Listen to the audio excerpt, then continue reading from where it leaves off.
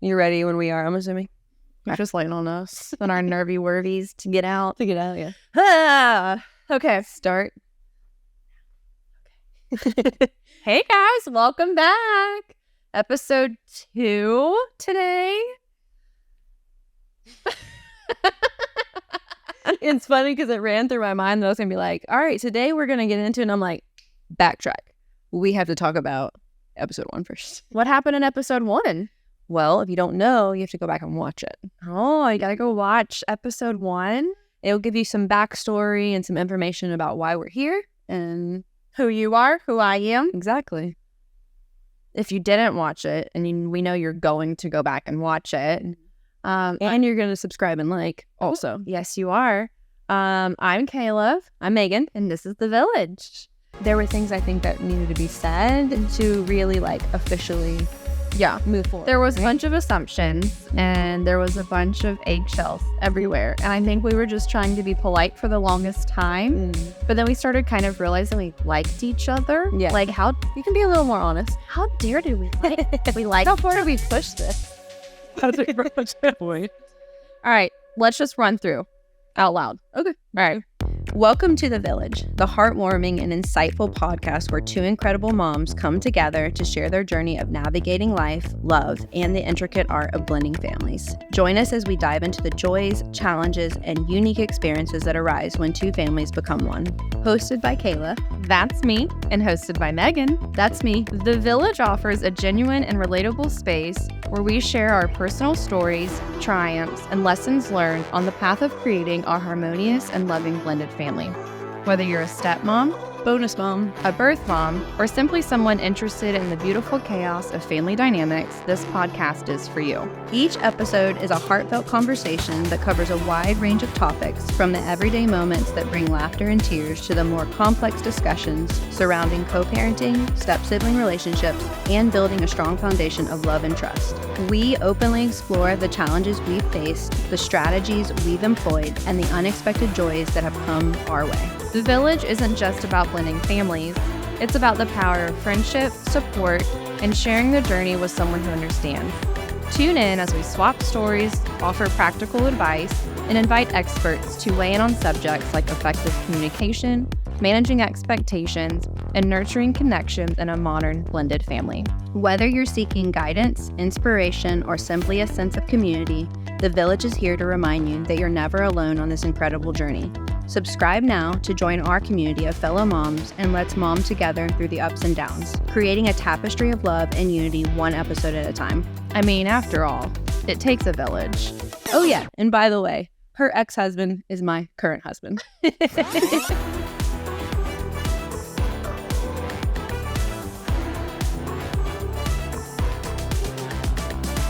So today we are talking elephant in the room. Yeah, we feel like that's something that everyone's going to want to know about. It hasn't always been easy. We haven't always been friends. We had to get over some hurdles in the beginning, right? Overcoming feelings. So we're going to rip that Band-Aid off with you guys and hopefully help you guys do the same thing. Yeah. So to Megan's point, we have not been BFFLs, you know, KIT in the back of the yearbook. Do you remember that? Keep in touch. I forgot about it. Oh, yeah. TTYL, we're 90s babies. I do know that. Well, I'm 90s. I'm 89. Close. So close. Yeah. Technically a 90s baby at the end of the day, which is the best. So we're going to talk about how Megan kind of, I guess, came in the picture and how our friendship blossomed. You know, again, back to episode 1. When I found out about Dan and Megan, forgot his name for a split second. No, but when I found out about Dan and Megan, honestly, I don't know. It was in the middle of the night. Yeah. I don't know. I think it was an immediate rage, to be honest with you. It was, we're going to get into that. Here's the thing. Rageful it was. Every girl knows this feeling. Like, we've all been there, right? Like, I think every girl's been cheated on. And hopefully not every girl knows, but I feel like most girls know. Okay, like 89%. There's probably a statistic out there. Probably know the feeling of like discovering information that you didn't want to see, right? And that immediate like anxiety, and you're like shaking. And I even remember Dan's phone. Like, I remember what phone he had. It's engraved in your brain. A little bit. It's sad. It was he wishes it was a what's those old phones? I almost said blueberries. Blackberries. Yeah. Yeah. So I 9 o'clock is my bedtime. So I don't know what woke me up. I don't know why, and I am not a person to really go through phones. Yeah. I just think Dana and I had gone through so much already. Yeah. I wanted to make sure, because we were like kind of wiping the slate clean. Mm-hmm. We were starting over. Hi, I'm Dan. Hi, I'm Kayla. Build a relationship. Rebuild it all. Like we were going to go through the work. And I don't know, I guess that was the last check in my book was let me make sure I'm not naive to any of this. And I read text messages and I'll get personal. And Megan was like, if that's what it is, no, I remember this conversation. okay. And to no fault of Megan, she was like, listen, my feelings are hurt. However, you've got to do what's best for your family. So I applaud you in that one. And I'm sorry your feelings were hurt during that time. Looking back, I'm sorry. In the moment, I was so pissed off. You're like, yes, have hurt feelings. Yes. And so Dan was asleep on the couch. No fault to the relationship. Dan is just sometimes at least when we were together, he would pass it on the couch. Same. Okay, so he's just a couch sleeper. He loves the couch. Yeah. His favorite. I don't know how. I love my bed. He's like, will you sleep on the couch with me? No. I'll nap. Cozy ass bed. I'll nap on the couch. Yeah. I'm not I sleeping will on not the couch. sleep on it. No. No. And I had his phone, and it was like in a scary movie. Like I could, and I'm reading texts, and I'm like shaking, and I'm like trying to scroll and like shake and read all at the same time, and like like take it all in. So Dan's on the couch. I have his phone, and I hover over him. I don't picture it. Say anything. I just stand there. And I don't know if it was disbelief, hurt. There was a lot of emotions, and it was like 3 a.m. Let's be honest. Let's just preface that. It was when you're going through like what all that means for you, right? Like you're thinking about the kids, you're thinking about you and Dan, you're thinking about the house, you're thinking about how do I handle all this? Like all in this split second reaction. Yes. And at that point, so I was raised in a religious household. And according, to the Bible, you cannot have a divorce unless they've committed adultery. And I forgot the second one. Sorry. Like committed adultery. I don't remember. If you hit me.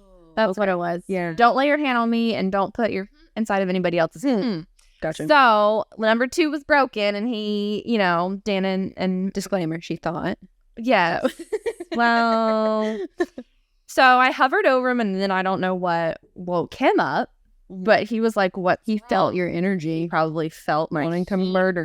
Yes, exuberating through the living room. We had a red couch at that time too. You remember? Yeah.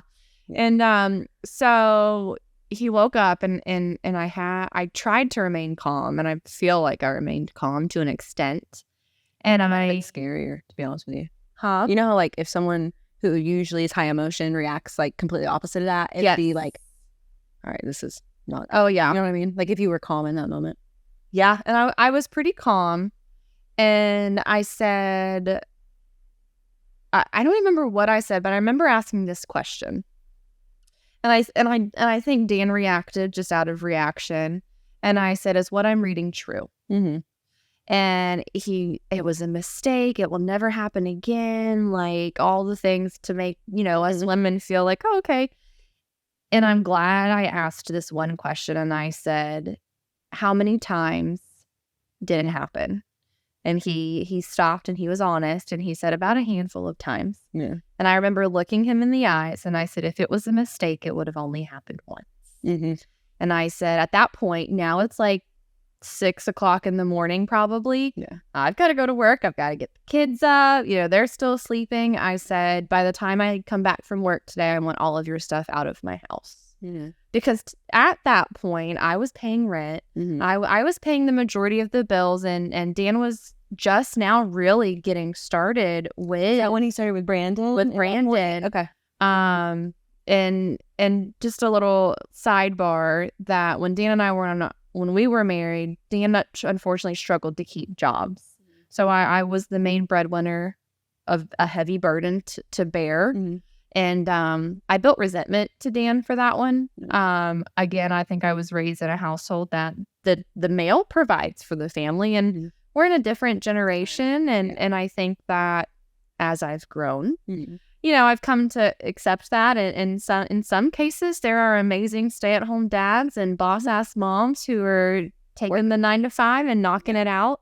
So he was just getting stable. So I knew he could make it at that point, and he was in with a good company, and I wanted him out. And we already had divorce papers. They were already still there. We just never signed them. And you guys just had to do mediation at that point.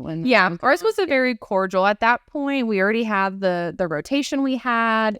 I didn't want finalizing it. I didn't want any extra. I wanted him to be a good dad. I wanted the kids to have a good dad. And so at that point, I ripped them puppies out of that manila envelope, signed on my dotted line, and gave it to my attorney to give to Dan. And that was probably the hardest part of my kind of life. And I know that's a little dramatic, but divorce is tough. Yeah, definitely. And especially when you've built that rapport in that relationship with somebody for 6 years, and you imagine, I'd come from a family of divorces. My biological mom is a divorcee, my grandmother's divorcee, my great, and I never wanted that to be me. I was going to break that stigma in my family, and I was never going to get a divorce. And here we are. Yes. Here we are.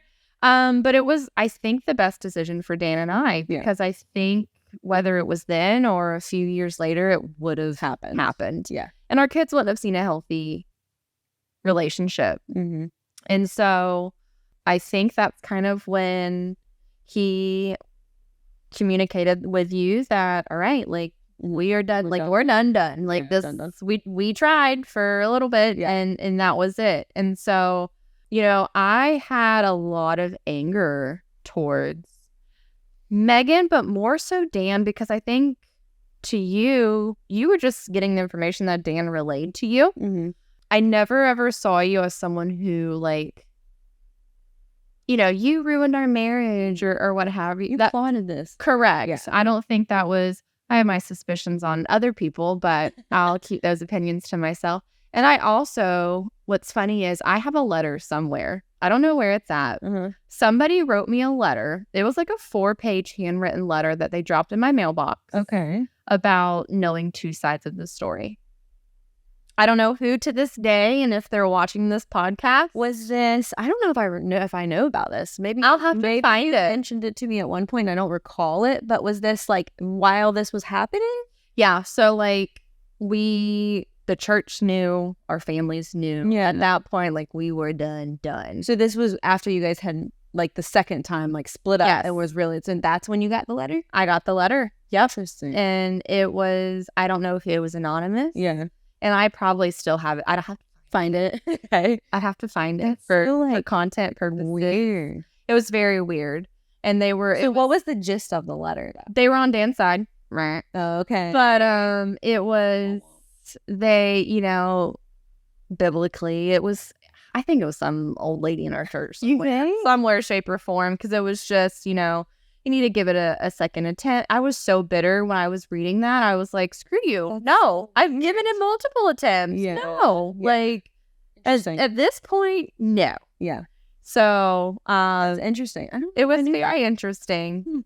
And so that was a lot of self-reflecting, because not only did I was now at that point without a spouse, trying to raise 2 kids at the same time, I also struggle with anxiety and depression. I think it might be a little bit postpartum. I think I was an anxious person before kids. Yeah. Just being a nervous Nelly. Yeah. Yeah. Now that you're responsible for human beings, it's a lot harder. And so I had to do a lot of self-reflecting and a lot of self-help books. I know that's so cliche, but really looking into myself and what could I have done in those situations that could have benefited our relationship and benefit future relationships if I ever was to get into one. And it's really funny being in a relationship now when, just for one small example, I never told Dan thank you. That was one thing I never said thank you. Like, I just kind of took things for granted. I say thank you so much now. Like, annoyingly. Steven, like, closes the door. I'm like, thank you so much. He's like, you're weird. He's like, yeah. He's like, why are you doing that? Or he turns the volume up at the right moment. I'm like, thank you. And he's like, duh. Like, I can't hear it. I'm like, oh, I thought that was her. Okay. Yeah.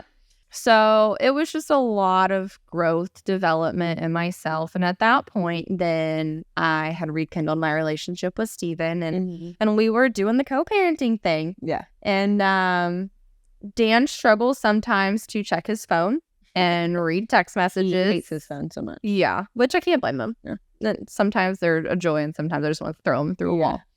And so, you know, you reached out to me about meeting the kids, and that was super admirable of you. And I think that kind of showed me who you were. And I remember telling my mom also was very bitter. My mom did not like you for a long time. Okay. And I'm like, I mean, I get you, Mom, but you don't know her. Like, you gotta get to know the girl. It's like an allegiance thing. It's like parents have to do that. Be like, yeah, that hussy. Exactly. You know, how dare her?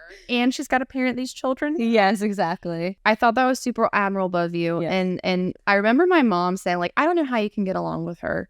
And it was funny because I where we were at in our lives when we got our divorces, we hung out with people that could be parenting my children now.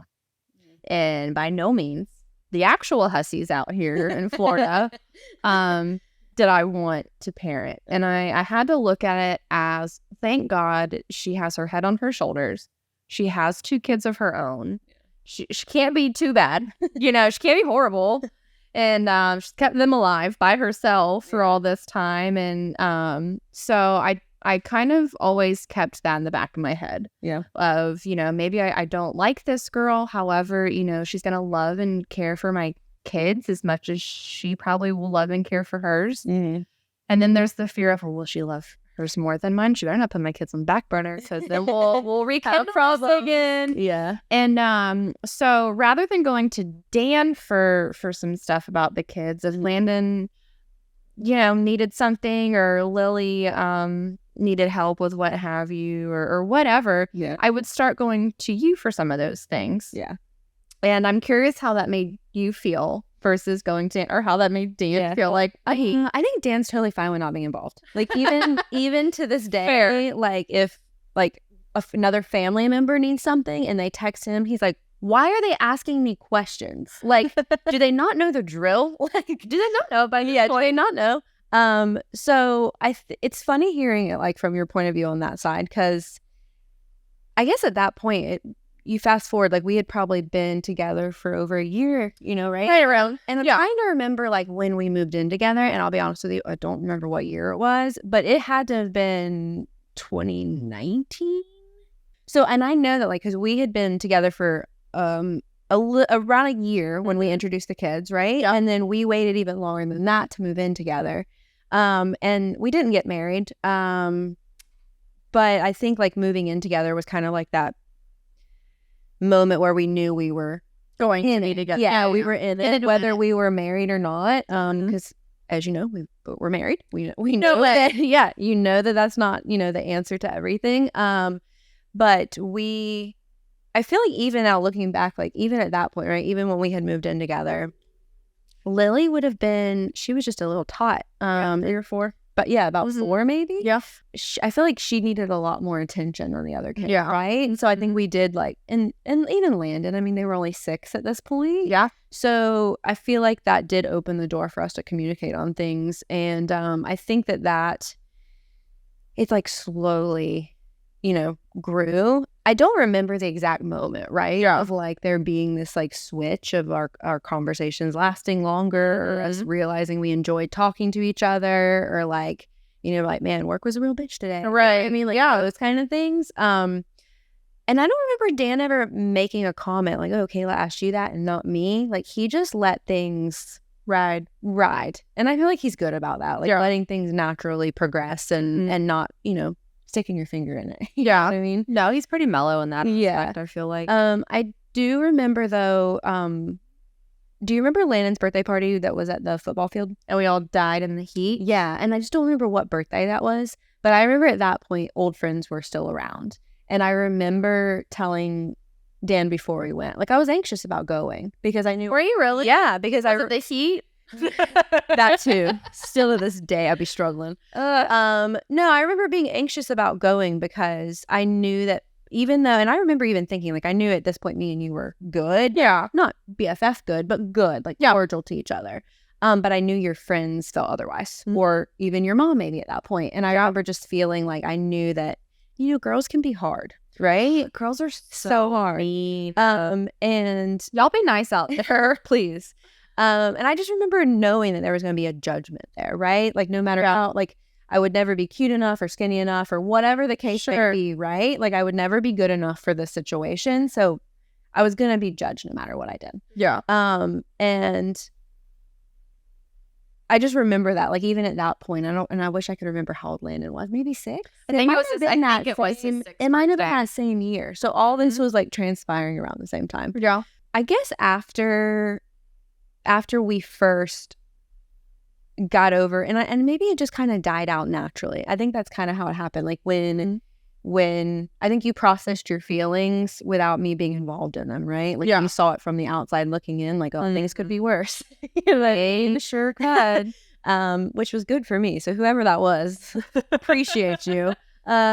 So I think all that happened like behind the scenes, right? Yeah. And then naturally our conversations were lasting a little longer.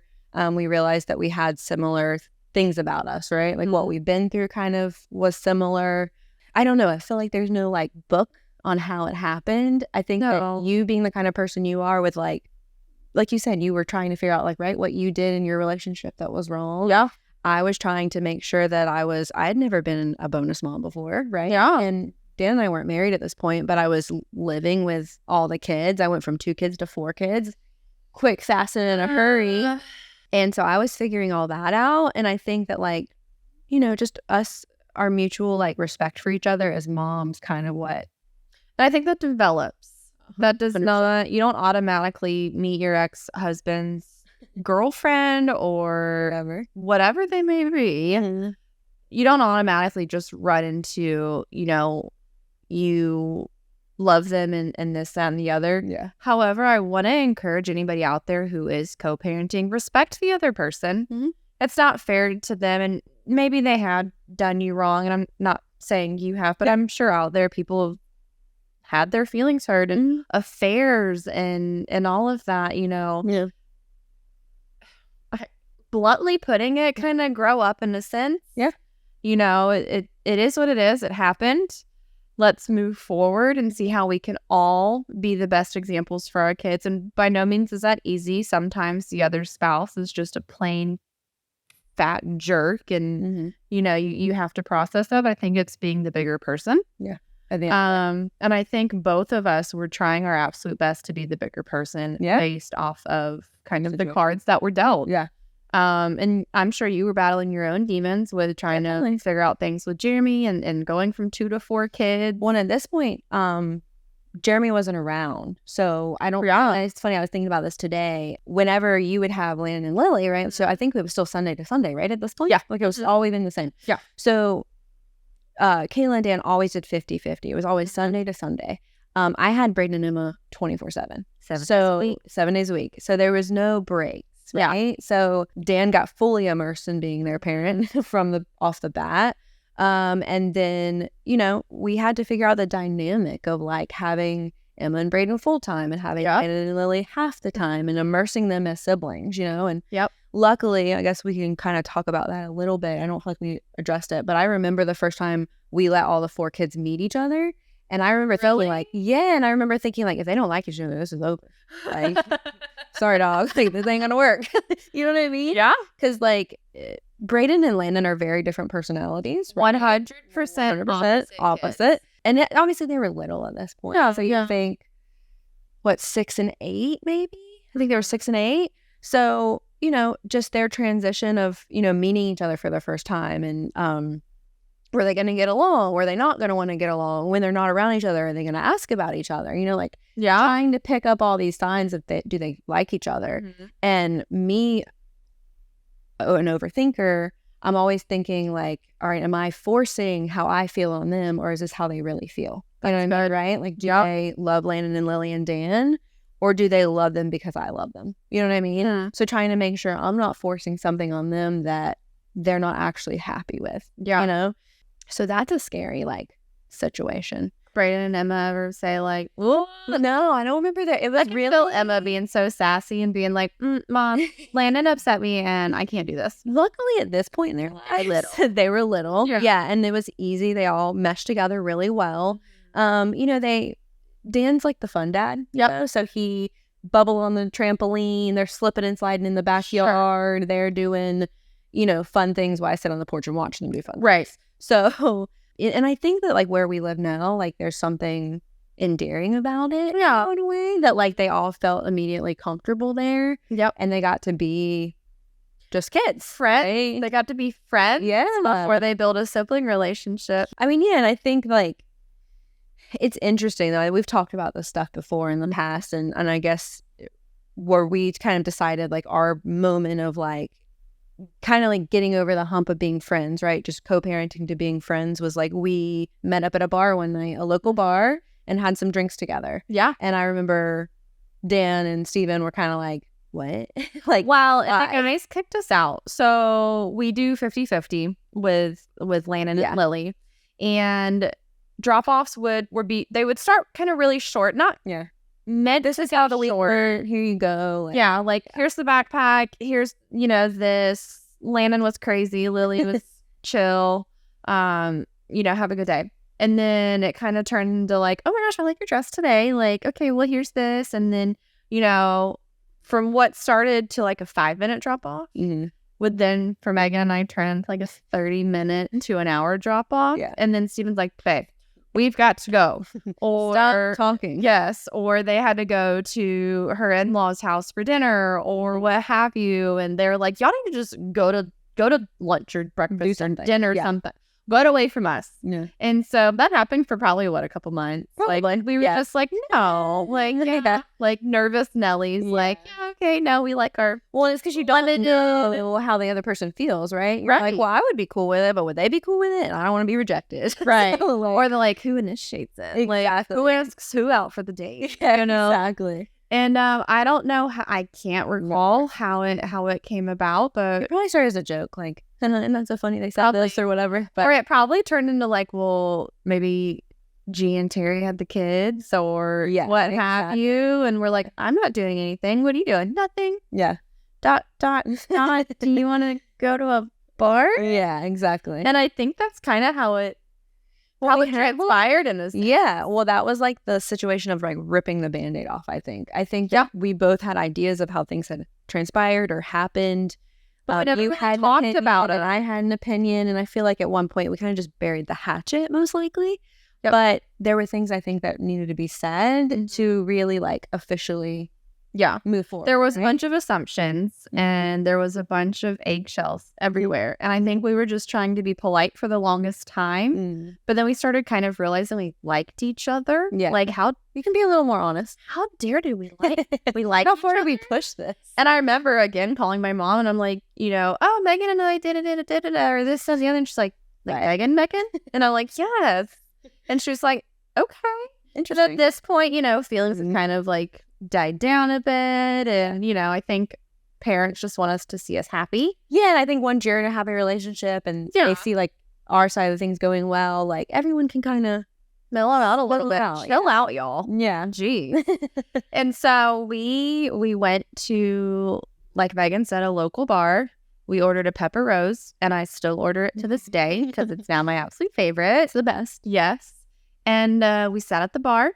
And we had the weird conversations. We did. We had the weird conversations of like, all right, listen, be honest with me. Like, is this really how it went down? Did it not? And at that point, we're so far along, why not be honest? Yeah. You know? I think that, like, kind of like Kayla said earlier, I can't speak for where Dan was in these moments, right? Sure.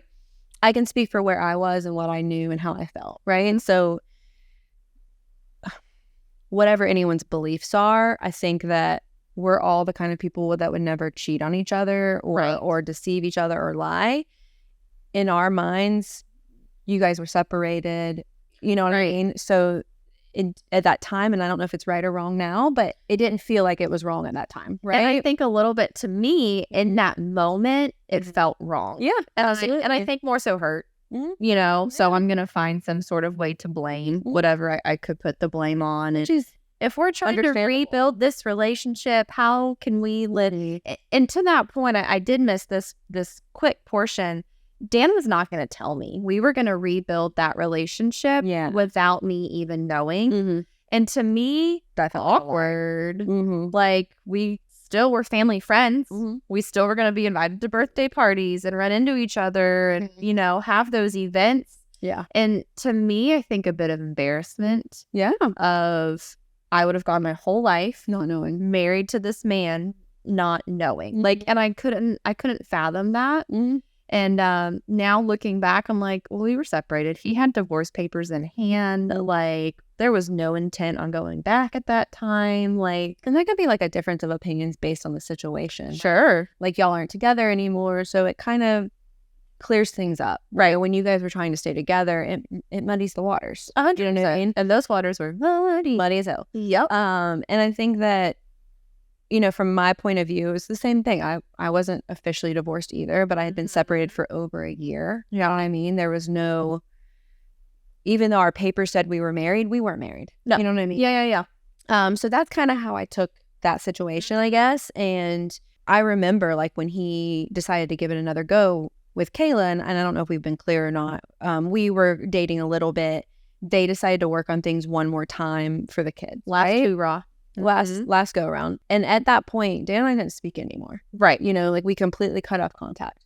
I remember sending him a message because I think he was trying to, like, get out of telling me the truth. Yeah. Not in a way of, like, lying to me, but just trying to protect your feelings. Yep. Right? Which is understandable. But I told him, I was like, listen, I'm a grown-ass woman. You need to tell me the truth so that I can move forward in whatever way I need to move forward. You know what I mean? And he did. He ended up coming back and saying, hey, like, this is what it is. And I'm like, understandable. Like, you have to do what's best for you and Kayla and the kids. Yep. And being a mom, like, I would, if there was a way to cordially and, like, positively move forward with an ex that's your parents, your kid's parent, then you want to do that. Right? Yep. So even though it hurt my feelings, I was never going to come in between what would make Landon and Lily happy. Sure. You know? Yeah. So, you know, I think in those moments, you just have to not think about yourself. you know? And then I think us having that conversation, though, like it healed wounds that I think were still partially open in a way. 100%. They were still, I mean, Steve and I were married at this point. I forgave but didn't forget. And it was kind of like that last puzzle piece. Like, I healed myself.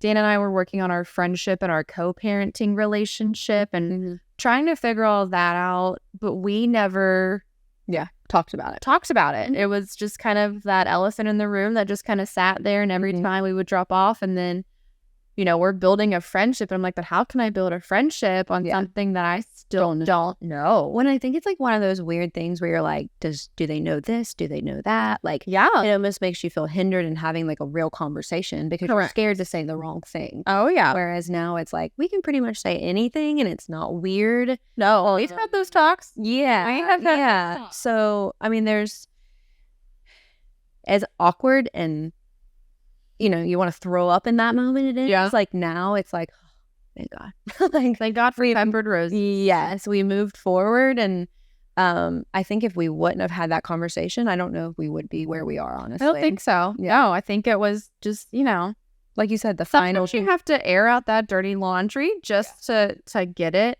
And at that point, too, to anybody who I guess out there is thinking to have this conversation with whoever may have hurt you, be receptive to what they have to say. Don't automatically have to put in your own opinion or automatically just interject and, well, that's not it. Hear their story out. Let them have that ability to get it out and understand where they were coming from in that moment. obviously, I think if things happened yesterday, don't go calling them out. Give it a little bit. Give it some time. Give it some time. Healing time. Yeah. Heal yourself. Let them heal, I'm sure. And if things come to fruition and you get it all out, that's great. Yeah.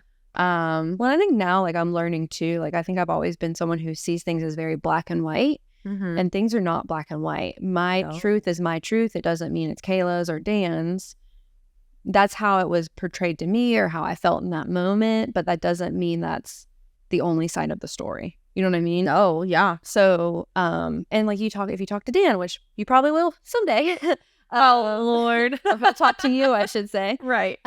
His point of view is completely different. You know, he was in the middle of the whole thing. And I think that typically he's someone who doesn't want to hurt feelings and doesn't want to be in the wrong, and he overthinks and analyzes things. So I'm sure for him this was real weird. But, you know, going into it just with an open mind. Yeah, you know, for sure. And I think that, you know, disclaimer on our part, like we're not naive to think that everybody's relationship is going to turn out the way Kayla and I did. No. I think most don't, right? And I think that it's no fault on anyone's part. Some people just aren't compatible. Kayla and I just happen to be compatible people. Lucky ones. Yeah. But that doesn't mean you can't do your damnedest, right? No. To be the bigger person, to do what's best for your kids. And maybe it's really hard and awkward for you, but at the end of the day, are your kids happy? That's all that matters. Yeah. No, 100%. And I think to that point, we're not saying you have to go be best friends with the bonus mom, the stepmom, the baby mama, whatever your situation may be. But just offer that person the utmost respect that you can. I think it goes back to the telltale, treat others how you want to be treated. Yeah. You know, if, you know, at the end of the day, they're parenting your children. Whether you like it or not, you have to do your hardest to get along with that person. Yeah. It's not going to be easy. No. But as long as you do your best, I think that's all that truly matters. I always tell my kids, do your best and have fun. Like, you know, and I kind of want to share that with you all. Like, go do your best, go have fun with it. Yeah. Don't take things so serious. Well, and I think for me, part of the point of this podcast isn't to like convince you guys to be best friends with your, you know, counterpart in this situation. It's also to just open the floor for conversation, because I feel like I encounter people on a daily basis. Like, I went and got my hair done not long ago, and the girl was going through something similar, and it sounded like she had never talked to anyone about this situation, right? Her son's dad needed to meet the boyfriend. Yeah. And she didn't know how to handle it. And just to maybe open the conversation of like, this is how we would handle it, or this is what we suggest, or, you know, that's what we don't suggest. Yeah, you know, no, for sure. It's by no means to say, hey, this is what's going to happen for you or everyone. It's more so just maybe making things a little less weird for people. Yeah, I think a lot of people have to co-parent nowadays, right? I think, and that's most, but most. Yeah, but I think that's the new norm, unfortunately. And I think it's best to just go to the bar, go to a restaurant, have a drink, lighten the mood, share that conversation, air out the laundry, and just come to a mutual agreement. And you might not leave that conversation with mutual agreement. No, and that's okay too. Yeah, but I think it's good to get that conversation out. I think it's healthy to get that conversation out. Yeah. And just to kind of figure out each other's side of the view. And who knows, it might lead into another dinner, and then another dinner, and another dinner. Or the range. Yeah. Or the gun range. We went to the gun range one time. That was fun. Oh, it was fun. And so it just be open-minded. I think that's the best I can share with you all today, is just give each other the benefit of the doubt. Don't always be out to get people. Yeah, definitely. Yeah. That's about it. That's all I have. Those were my hurts and habits and hang-ups. That's kind of it in a nutshell. Again, don't forget to like and subscribe. We've got way more content, so much stuff in store, and we're excited to share this journey with you guys. Like we said last time, every other Wednesday, we'll be coming to you with new episodes, new information. We'd honestly love if you guys interacted with us and told us maybe some things you want to know. Oh my gosh, questions you have. It can be off topic, it can be on topic. anything that you guys, want to share a conversation about. We would love to hear it. We want to hear from you guys. And, we can only talk about our story. Mm-hmm. We would love to hear, your all's story, and maybe we can collaborate with that and kind of discuss what we would do in those situations and hope to help you guys along the co-parenting journey. And even if it's a private message, like, hey, like, I'm going through this, and you just want maybe someone that understands where you're coming from. Like, we're here for you guys, and we're hoping that we can help. Yeah, we can be a part of your village. Yeah, exactly. And you can be a part of ours. Exactly. Fun times. So yeah, I would stay. I feel like I always start off with so yeah. Yes. Stay tuned for many more episodes to come. Episode 3 will be next. Check out our social media. We've got Instagram. We have a TikTok. We're gonna work on it. We're a TikTok queen, not me. So it'll be a work in progress. We're gonna drop our first TikTok. Okay. Before episode 3 comes out. Okay. All right. Sounds good. Stay tuned. Talk to you guys soon.